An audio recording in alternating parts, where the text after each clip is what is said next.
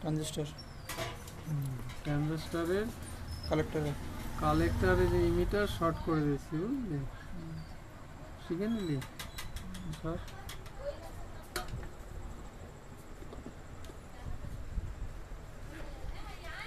কিন্তু পাখা এখনো চালু হয়নি, ঠিক আছে? পাখা চালু করতে গেলে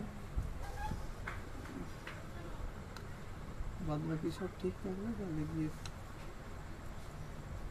রিলটাকে অন করতে হবে আর কি। পাখাটাকে অন করতে হবে। পাখা সবাইকে অন করতে হবে, লাগিয়েছে তাহলে ভালো লাগবে।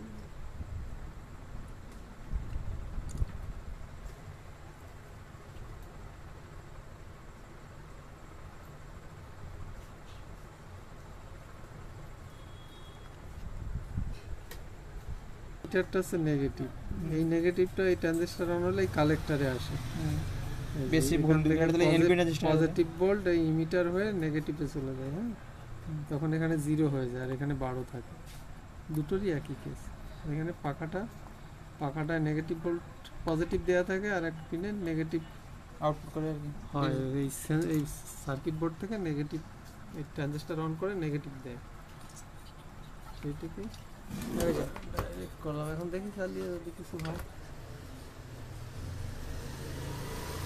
এখানে দেখেন এই যে হচ্ছে এই কাটা, এই বন্ধ করে দিলাম, এই লেবে গেল, এই চালু করে দিলাম, উঠে গেল।